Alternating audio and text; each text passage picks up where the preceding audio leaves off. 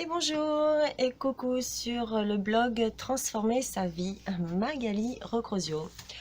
Alors écoutez, suite à la vidéo précédente sur le changement, j'aurais voulu apporter quand même certaines précisions, enfin voilà, aborder le thème de la prise des décisions et les amis, la famille. Alors moi quand j'ai pris la décision bien sûr de quitter ma vie sur l'île de la Réunion, effectivement, j'avais tout. Un mari, 2 enfants, une belle maison que nous venions d'acheter, mon 4x4 d'occasion que j'avais toujours rêvé d'avoir. Donc, bah, écoutez, question matérielle, ça allait, vraiment pas à se plaindre. Alors, bah, quand on en parlait un peu autour de nous, enfin, c'est surtout moi qui en parlais parce que mon mari, forcément, étant donné qu'il ne suivait pas, n'en parlait pas forcément trop. Euh, Quand même, alors, c'était waouh, tu es courageuse, tu quittes tout, tu vas tout recommencer.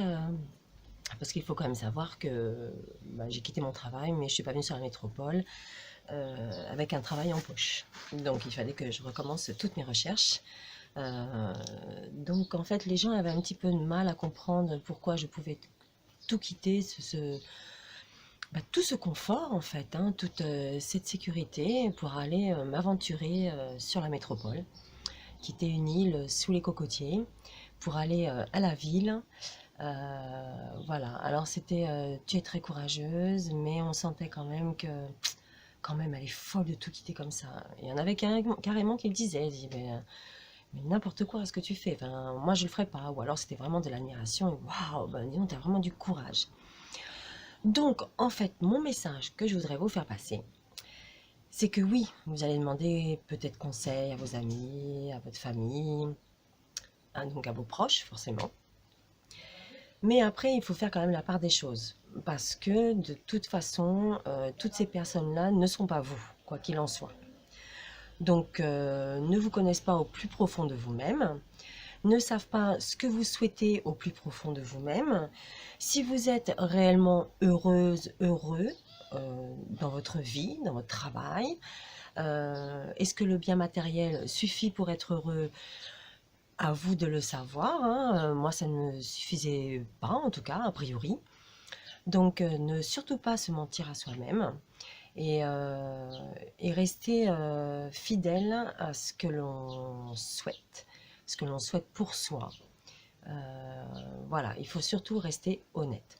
Donc c'est vraiment le gros conseil que je vous donne, être entouré d'amis, de personnes, écouter tout ce qui peut se dire, c'est très bien, oui, ça sert, ça peut aider dans quelques petites spécificités lors de nos décisions. Moi, c'est ce que j'ai fait, mais de toute façon, je pouvais entendre tout et n'importe quoi.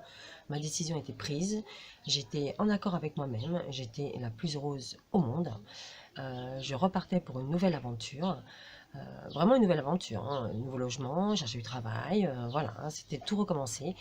Mais j'étais la plus heureuse et j'étais super bien. J'ai fini mon contrat de travail en bonne et due forme, tout s'est bien passé et ma vie a continué, hein, j'en suis là aujourd'hui à vous parler de moi et j'espère que ça vous servira aussi à vous aussi.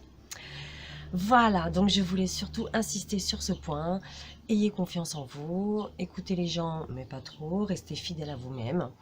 Et si vous avez une décision à prendre, eh ben, prenez-la, quoi, et assumez-la et faites en sorte que tout se passe bien. Voilà la petite information du jour. Allez, à très bientôt. Bye bye pour un prochain thème.